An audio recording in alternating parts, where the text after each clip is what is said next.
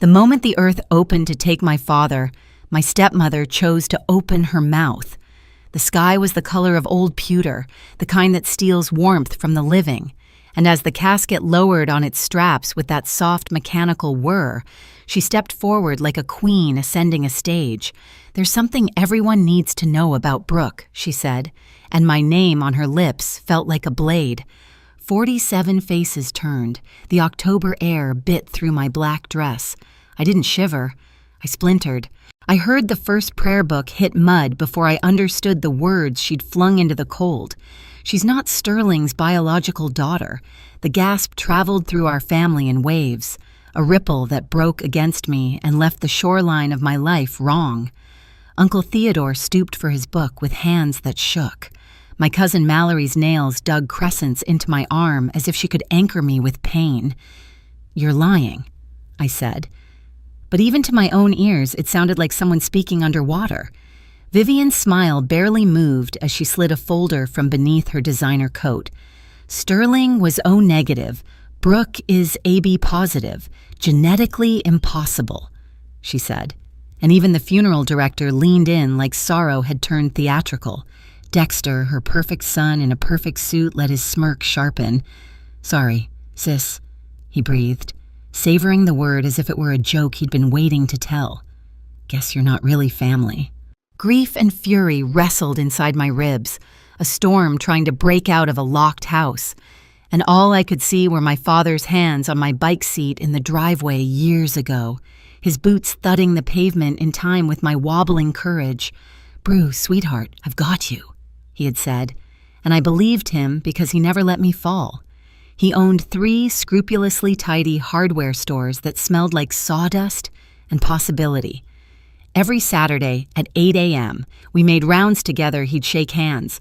Remember names? Tell the story about Grandpa starting the first shop with a $1,000 loan. Then look at me with a pride that made my backbone taller. "This is my daughter, Brooke. She's going to be a teacher," he'd say. And I became one because he said it like a blessing. Then Vivian swept in 8 years ago, a hurricane in heels and perfume, telling everyone she was starting over while rearranging the photos in our living room so my mother's face slid to the edges. She brought Dexter and a constant calculation to the table, and I learned how absence can happen with the lights still on. Yet Dad kept the rituals that mattered: our early Saturday visits, our Sunday night calls at 7 p.m., his quiet reassurance when Vivian told me to eat in your room. "Honey, Dexter needs time with Sterling to discuss business plans." He would just wink and say, "Nobody replaces my Brookie." At the graveside, with the flag lifting in a thin wind and the town laid out beneath the hill like a map he'd taught me to read, Vivian turned my blood into evidence. The crowd began to murmur, a low, rising weather. What they didn't feel couldn't was the way a legacy can be pulled from your chest in a single breath. Aunt Greta's voice cut the air like a bell. "At his funeral, Vivian. Have you no shame?" Vivian kept her chin high. "The truth deserves sunlight," she said. "Sterling's legacy belongs to his actual blood, to Dexter." Mr. Eugene Holbrook cleared his throat then, and the murmurs broke against his calm like small waves hitting stone. He had been my father's lawyer and friend long enough to have his own chair at our table, the kind of man whose briefcase always looked like it might contain both the law and the weather report. "Before this spectacle goes further," he said, "perhaps we should discuss what Sterling left in my care." Vivian's polished certainty flickered. "What are you talking about?" she asked, and Mr. Holbrook stepped between us with measured steps, his gray suit unbothered by the damp earth. "6 months ago," he said, opening his briefcase, "Sterling gave me very specific instructions." He lifted a manila envelope addressed in my father's steady hand to be opened only under circumstances discussed, and a small digital recorder that caught the weak light like a promise. He asked me to read his letter and play his recording if this exact claim was made. Mr. Holbrook continued, and the cemetery went so quiet I could hear traffic breathing on Maple Street. Vivian's grip tightened on her folder, knuckles whitening. Dexter's smirk faltered. I wiped rain from my cheek that wasn't rain and said, "Read it." The seal tore with a clean, echoing rip that, for a heartbeat, sounded louder than grief. Mr. Holbrook adjusted his glasses, and in that small, ritual motion, I felt the ground steady beneath me. "To my beloved daughter, Brooke," he read, and the way my father's handwriting sounded when spoken from another man's throat almost undid me. If you're hearing this, it means someone is trying to use partial truths to hurt you. So let me share the full truth. Documented and verified. The wind moved through the oak like a low hymn while he continued. "Yes. I've known about blood types since Brooke was 8, when she needed emergency surgery after falling from her bike. I took precautions then, not because I doubted my daughter, but because medicine requires clarity. I saw the memory as if the air itself projected it the EMT's face, the sterile hallway, my father pacing with hands clasped like a prayer he refused to voice. There are things most of you don't know." The letter went on. "After Brooke's mother, Angela, had a difficult pregnancy, I had a vasectomy. It was reversed years later when Vivian and I considered more children, unsuccessfully. Dexter, however, was already 5 when I met Vivian. I had no biological connection to him. I knew it, and I chose him anyway. The crowd drew breath as one organism. Vivian took a step back. Dexter's mouth parted, and for the first time he looked like something other than a verdict in an expensive suit. "That's a lie," Vivian snapped, but the words sounded like a glass hitting stone and shattering without anyone touching it. Calm as a metronome, Mr. Holbrook lifted the digital recorder. "Sterling left more than ink," he said, and pressed play. My father's voice spilled into the gray morning warm, steady, unmistakable. "Hello, all," he said, and I watched a few heads bow without meaning to, as if we were inside church again. If you're listening, it means Vivian has done the cruel thing at the cruel time, so I'll speak plainly. The recorder caught the faint echo of his office paper, soft shuffling, the distant ring of a phone that never quite interrupted him. "Vivian, I know Dexter is not my biological son," he said, and several people actually flinched at her name on his tongue. "You left your diary open in year 1. I read what I never wanted to read. You called the man Rex your trainer. Hardly a trainer. I have the DNA test from Dexter's college physical 2 years ago, 0% probability. Still, I tried to be his father because love is not a hostage of blood." Dexter's eyes glazed with something raw and childlike. "Mom," he said, and the syllables scraped the air. Vivian didn't look at him. She stared at the recorder as if it were a snake. The voice continued, softer when it turned toward me. "Now, about Brooke's AB positive while I'm O negative, this family deserves the truth without knives attached. Angela was adopted. When her cancer demanded a medical history, she discovered her biological father had AB positive blood. I honored her wish to keep that separate from Brooke's life, but because medicine once forced our hand, Brooke and I did a test when she was 8, 99.98% paternity. I keep that paper not as proof of love, but as a shield for days like this." Paper rustled in Mr. Holbrook's hands, and he held up a sealed official document, even from a few steps away. The raised seal caught the weak light. "Certified," he said quietly, and if a stamp could be holy, that one was. Vivian's voice tried to climb back to its earlier pitch. "This is theater," she said, but her vowels were frayed. "Medical records don't lie." Mr. Holbrook didn't blink. "Nor does a court," he replied, and gestured to the envelope. "The letter is notarized, witnessed, and duplicated. 3 copies filed with 3 firms contest it, and they go public." A murmur moved through the circle, shock, relief, the sound of a story reversing in the middle and choosing a different ending. The recording spoke one last time, and my father's voice turned fierce in a way I had only ever heard when he defended a clerk from a belligerent customer. "Brooke inherits what bears our name, stores, and house because she knows what Caldwell means. Vivian, you receive the condo and the settlement specified by our prenuptial agreement. Dexter, you keep your fun because you are not your mother's mistakes." Then the fierceness softened, and the words found me like a hand on my shoulder. "Brooke, sweetheart, You are my greatest achievement, not the aisles lined in good tools, not the accounts balanced at 9 p.m., not the storefronts glowing at 6 a.m. when the first pot of coffee lifts steam in winter. You, the click that ended the recording, felt like the end of a heartbeat and also like the beginning of breath. Vivian's mask cracked, Dexter swayed, and I understood that love had come to its feet to stand between me and those who would have unmade me. For a long moment, no one moved. The silence that followed my father's voice was alive, heavy with the sound of realization. Even the wind seemed to hesitate among the gravestones, unsure whether to keep carrying the echo of his words or let them settle like dust. Vivian's lipstick smile had vanished, replaced by a faint tremor in her jaw. Dexter stared at the ground as if it might offer him a version of reality that made sense. Aunt Greta stepped closer to me, her voice cutting the quiet like clean linen. "You started this show.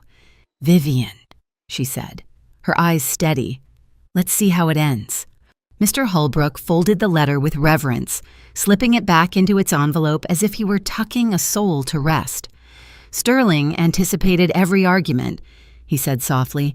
"He also anticipated your exit, Mrs. Caldwell, and he made provisions for that too." Vivian's head snapped up. "Provisions!" Her voice cracked on the word. "You can't just... actually..." Mr. Holbrook interrupted, not unkindly. He could, and he did. He opened his briefcase again and removed a small flash drive. The home security footage he referenced is already archived with law enforcement. He was thorough. Vivian looked around and found no eyes willing to meet hers. The same audience she had chosen for her grand revelation now stood witness to her undoing. Her breath quickened, shallow and sharp. "This is a trick," she whispered, almost to herself. "You're bluffing." "Then leave," Mr. Holbrook said calmly. "But know that if you contest the will, every one of these people will testify to what they heard today." Sterling ensured that truth would have witnesses. Her face drained of color. The power she'd worn like perfume evaporated without another word. She turned, her heels sinking into the wet grass as she stumbled toward her Mercedes. Dexter watched her go, his expression hollow, his certainty gone with her.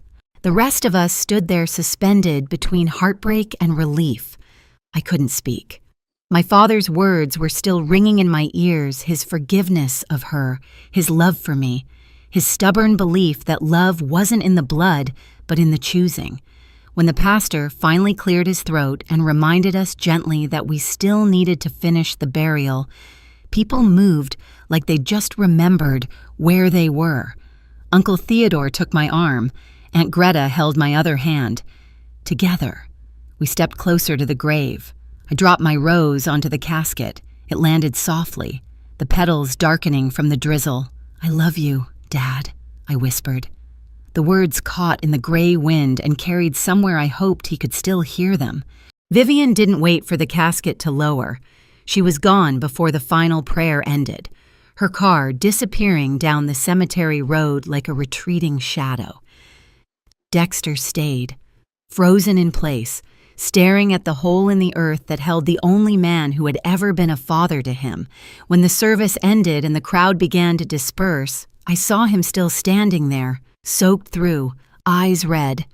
For a moment, he didn't look like the smug man who'd mocked me earlier. He looked like a boy who'd just realized his whole life had been built on someone else's lies. That night, my phone rang. The screen showed his name. For a moment, I considered ignoring it, but something inside me, a piece of Dad, maybe made me answer. "Brooke," Dexter said, his voice breaking the moment he spoke. "I didn't know about any of it, about Rex, about the DNA, about what Mom was planning. I swear I didn't know." I listened in silence, the sound of him crying softly on the other end.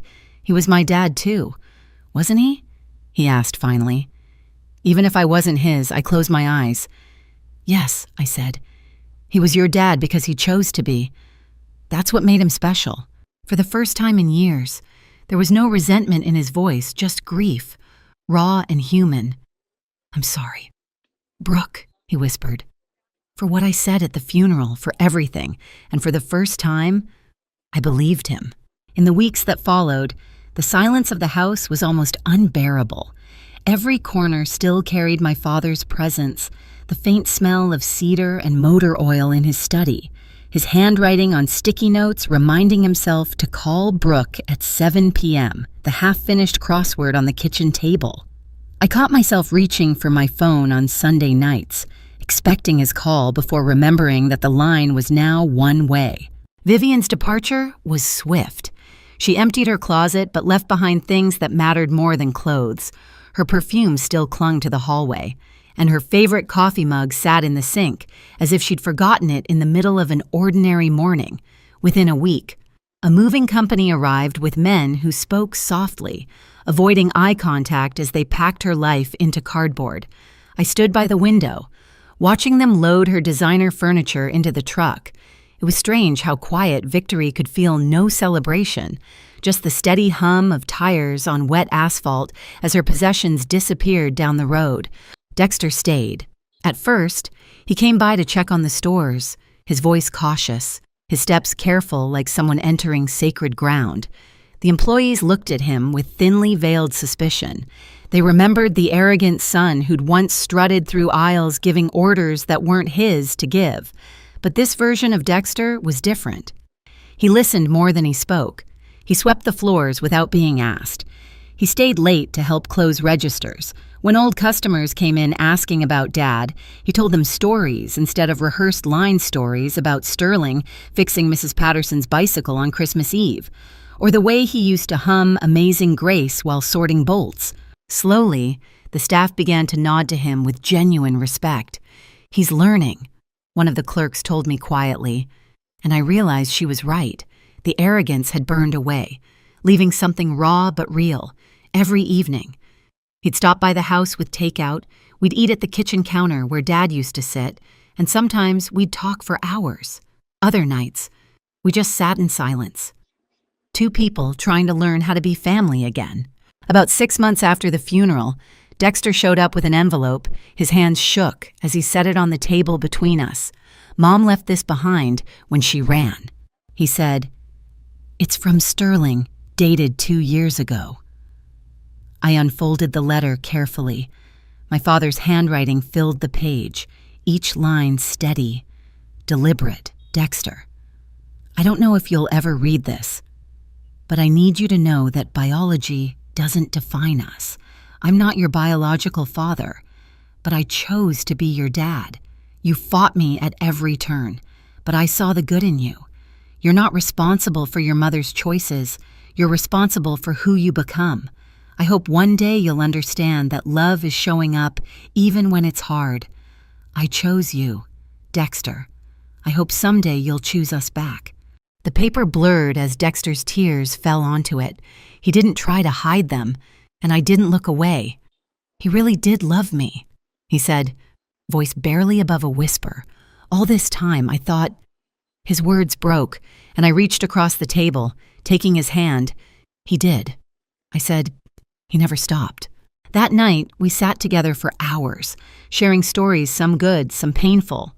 For the first time, it felt like Dad's legacy wasn't just the stores or the property. It was this fragile, healing bond between two people he'd refused to let drift apart. By the first spring after Dad's passing, the rhythm of life had returned different, but steady. The stores hummed with familiar sounds, the squeak of carts, the ring of the register, the scent of fresh lumber mixing with coffee. Customers who had known Sterling for decades still came in asking after the Caldwell kids, and when they said it, they meant both of us now. "Your father would be proud." One elderly man told Dexter as he handed him a receipt. I watched the way Dexter smiled, small, genuine, humbled, and I thought, he already is. We built new routines on the bones of the old ones.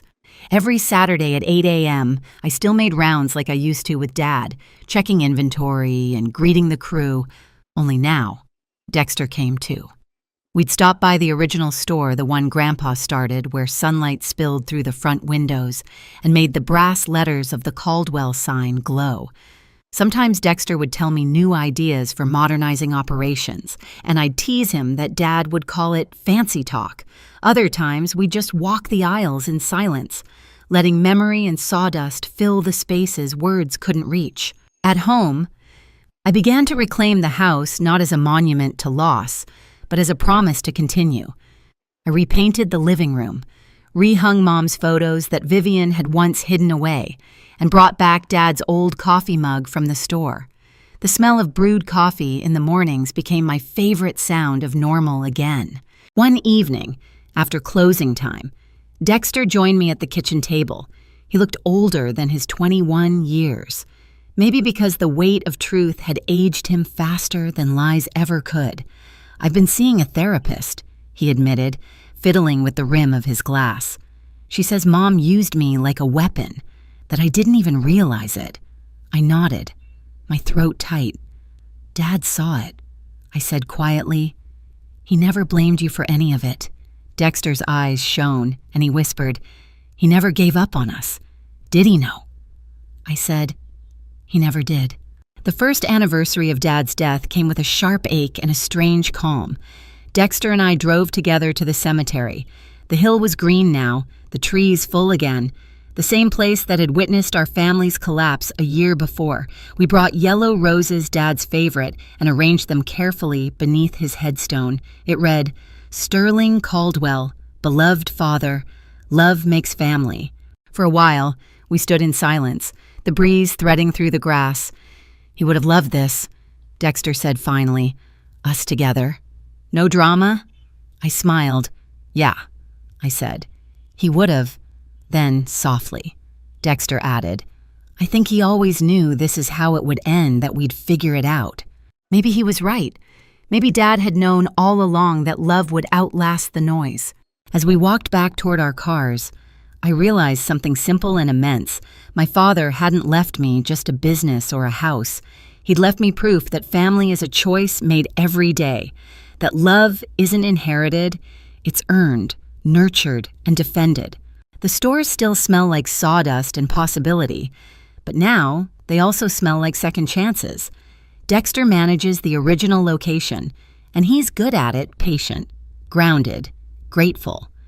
I still teach third grade at Riverside Elementary, but every Saturday I visit the stores, walk the aisles, and think of Dad's hand steadying my bike, his voice saying, "I've got you, Brew. I'll never let you fall." And somehow, even now, I know he never did. If this story touched your heart, please like and share it with someone who believes that family isn't about DNA. It's about love, loyalty, and showing up when it matters. Subscribe for more stories of courage, redemption, and the families we choose. Comment below if someone once chose to love you like family when they didn't have to.